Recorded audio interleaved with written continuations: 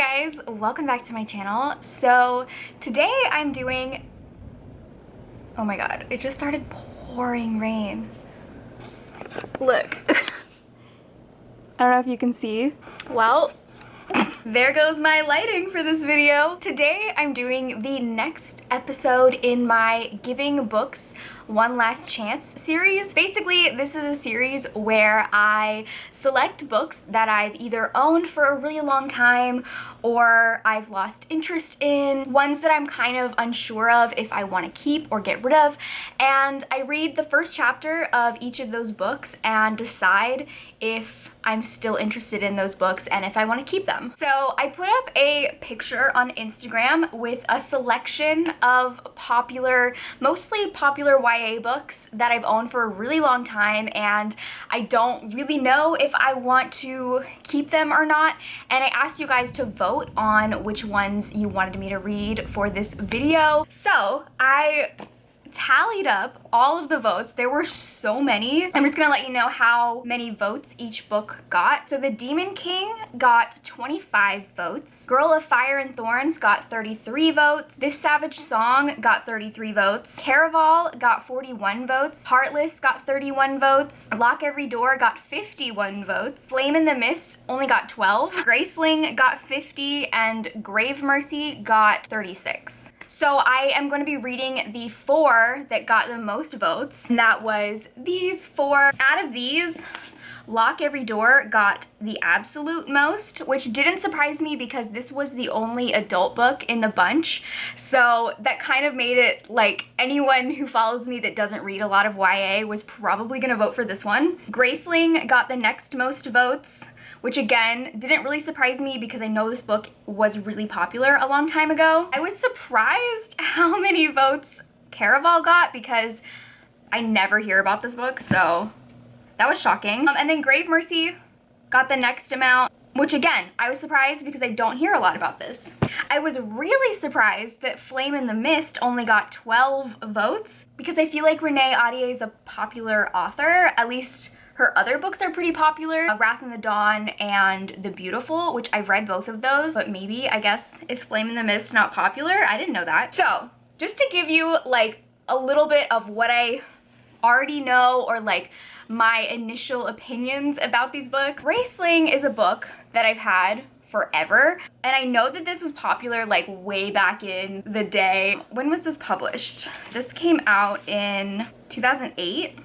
2008. Wow, this is old. Okay. But I don't know anything about it other than it is YA fantasy. I believe it's a standalone. I think that it's a trilogy of companion books that like are in the same world, but they're following different characters. That has kind of been what's intrigued me most because I really love fantasy standalones. But other than that, don't know much about this. Grave Mercy is another book I've owned for so long. I had the original cover of this book, and then I don't know why, but when they came out with the new like rebranded covers, I bought the whole series. But this has always intrigued me. I know that it takes place in France in like the 1400s, and it's about a woman who works for the Grim Reaper or something like that. Then we have Caraval, which is probably the one that I have the worst opinion of. I don't know anything about this book except for that it's about a circus. I don't know, we'll see.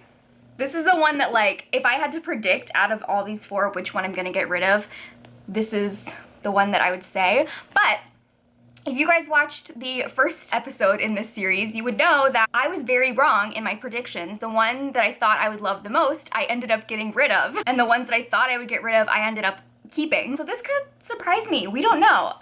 These are like my initial opinions, but the whole point of the series is to maybe discover a book that I didn't think I was interested in, but I actually am really enjoying. Then the last one is Lock Every Door by Riley Sager. I've never read a Riley Sager book. I tried to read, what was it? His first book, Final Girls, a long time ago, and I got like 30 pages in. Wasn't loving it, but I have heard that his books progressively get better. And all I know about this is that it's a thriller that takes place in an apartment building and there's like weird stuff going on. So basically today I'm just going to read the first chapter or first couple of chapters of all of these books and then decide which ones to keep and which ones to get rid of. So I think the first one I'm gonna start with is Grave Mercy. This is the one that intrigues me the most. So I'm gonna read, let's see. Let me see how long the first chapter is. Ooh, there's a map in the front. We love a fantasy book with a map. And then there's also a cast of characters. I always love when I open a fantasy book and they have like extra stuff like maps or cast of characters or like a glossary. I usually like to read at least 20 to 30 pages. Okay, I'm gonna read the first 2 chapters. That's 25 pages. And I'll come back and update you guys with how I'm feeling.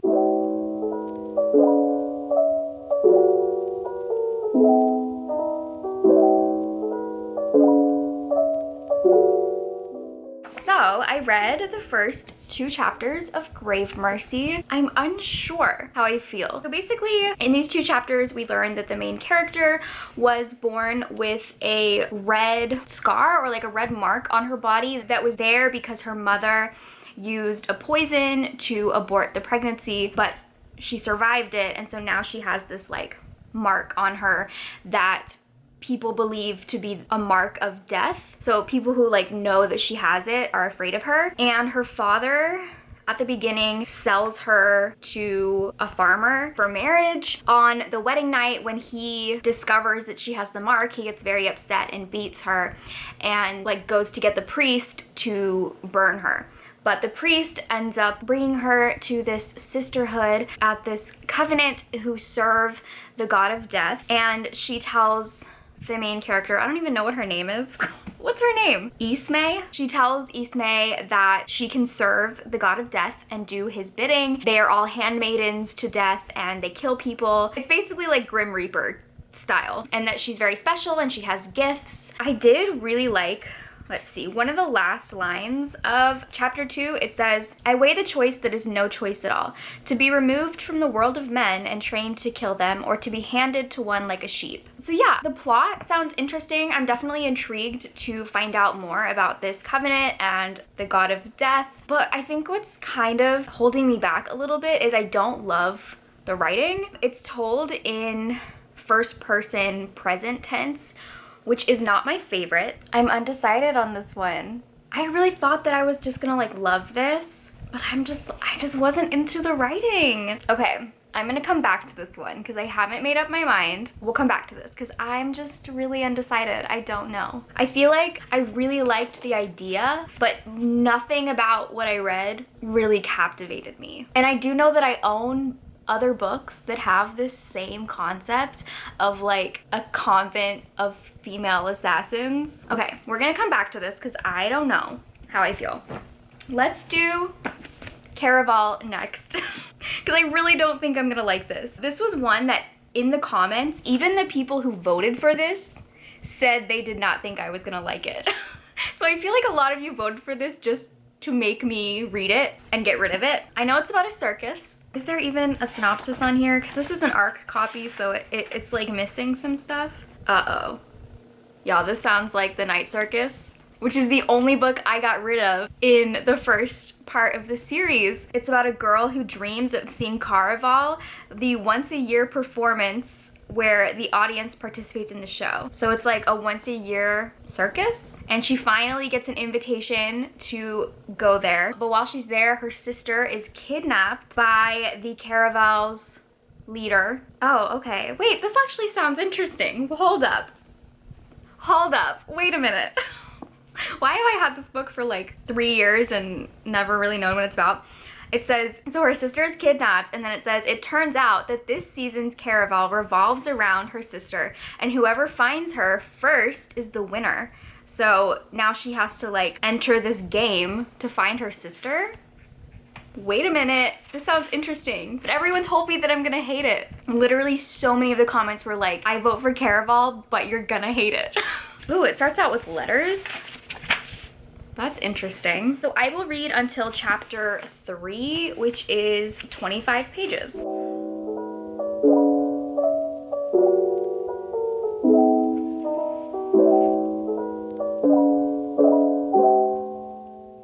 So I actually ended up reading a little bit more of Caraval. I read up to chapter 4, which was page 35. I wanted to be sure with how I was feeling, and I don't like it. Shocker, I don't like it. Yeah, I hate the two main characters. They're super annoying. Basically, what happens in these chapters is the main character, Scarlett, is writing letters every year to the master of the Caraval, asking if they can come to where she lives so that her and her sister can attend. And then she finally kind of like gives up and says, I'm getting married soon, so I don't really need to go anymore. And that's when she finally gets a letter back from the master sending her a personal invitation to this year's Caraval. She tells her sister about it and they want to go, but their father is very abusive, and the last time that they tried to like sneak out and go to the Caraval, he punished them like really badly. So they're scared of going. One of the sisters, the younger sister, I think she's the younger sister, decides that it's finally time to like leave their father, and she wants to run away with this guy. And the other sister is trying to stop her from doing that because she's afraid of what's gonna happen when her father finds out that the sister is running away. And yeah, I just don't care.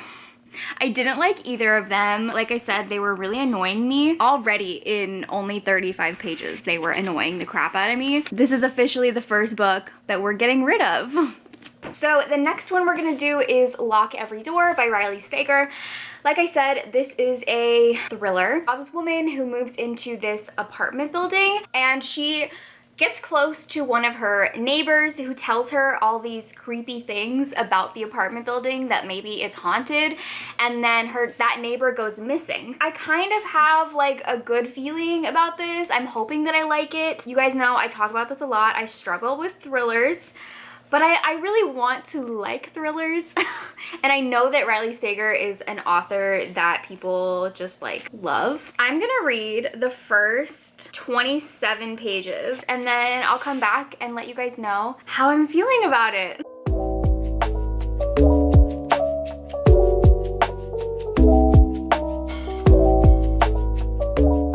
So I read the first 30 pages of Lock Every Door, and I really liked this. It starts out, the first chapter is now, and the main character is waking up and she's in like a hospital. They tell her that she was hit by a car right outside this apartment building called the Bartholomew, and she starts like frantically begging them like not to send her back there. So then it cuts to 6 days earlier where she is going to interview at this luxury apartment building to apartment sit for one of the vacant units because the previous resident died. During the interview, she finds out that they are going to be paying her $4,000 a month to stay in this apartment. It sounds like this crazy deal that's like too good to be true. And you know what? If I've learned one thing from horror movies, if something sounds too good to be true, you're probably gonna die. They start this interview process and they're asking her all these questions that are setting off all these red flags to me. Like, they want to know if she's in a relationship because they prefer residents who don't have a lot of attachments. They want to know about her family. They want to know like her medical history. It's just a really bizarre interview and I'm very intrigued.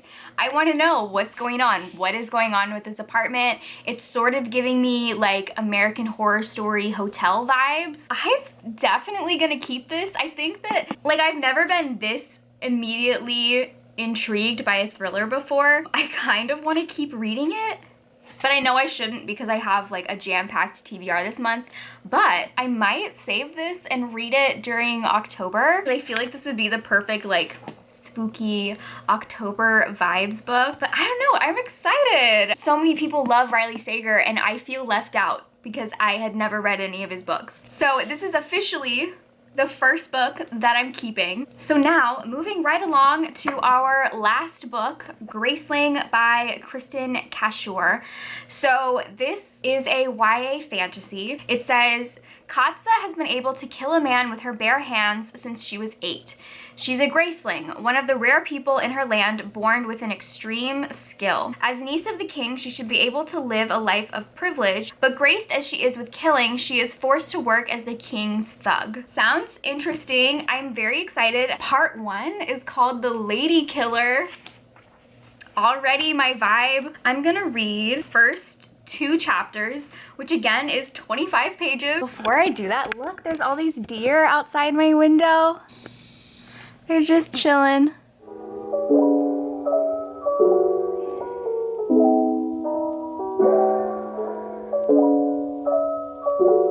I quickly want to take a moment to talk about the sponsor for today's video, Skillshare. Skillshare is an online learning community with thousands of inspiring classes for creative and curious people. They offer creative classes designed for real life and all the circumstances that come with it. These lessons can help you stay inspired, express yourself, and introduce you to a community of millions. It's curated specifically for learning, meaning there are no ads, and they're always launching new premium classes so you can stay focused and follow wherever your creativity takes you. And it's less than $10 a month with an annual subscription. So the whole concept of this video series is to read these books that I don't really know if I'm interested in, read the first opening chapters, and determine if that is enough to grip me and make me interested in the story. Daniel Jose Older, who I have talked about before, has a class on Skillshare that is an entire workshop dedicated to learning how to write a standout opening scene. He breaks down the anatomy of a scene and provides clear and useful exercises to help you analyze character, movement, and structure. And he gives you all the tools that you need to build a gripping opening scene. And for a limited time, there will be a link in my description with a free trial to try out the premium membership. I finished the first couple chapters of Graceling and I loved it so much. This video is like such a hard one for me to do because I want to keep reading this right now. Anyways, so this opens up, we're following the main character Katza, and we learn that she's a Graceling. Gracelings are people who have been gifted like a magical ability. She has been graced with killing, so she is like a very skilled killer, and she works for her uncle, who is the king, as his like assassin. But at the beginning of this book, she's going on a secret rescue mission to rescue this old man who is being held prisoner by another king. And so she goes to rescue him, and instead of killing the guards, she gives them pills that like knock them out. That already was very interesting to me because I want to know, like, okay, she has this ability to kill people, but she clearly doesn't like it or doesn't want to unnecessarily kill people that she doesn't have to. And while she's rescuing him, she runs into this guy who is another Graceling. She thinks that he's about to like turn her in and like sound the alarms, but instead of doing that, he lets her go. And then she uses his moment of generosity to kick him in the head and knock him out. Yeah, I'm very, very interested in this.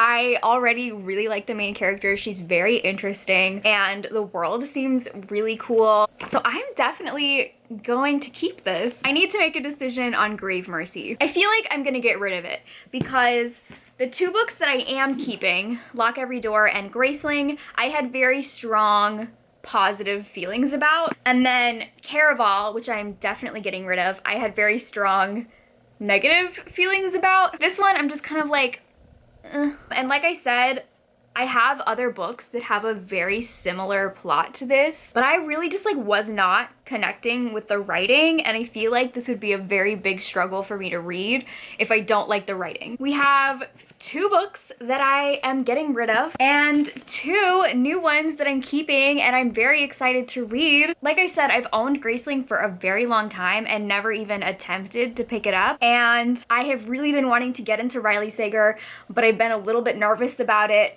and I'm super excited for both of these books. So definitely let me know in the comments, which I'm sure you guys already will, if I made any mistakes, if you disagree with my decision to get rid of these books or to keep these books.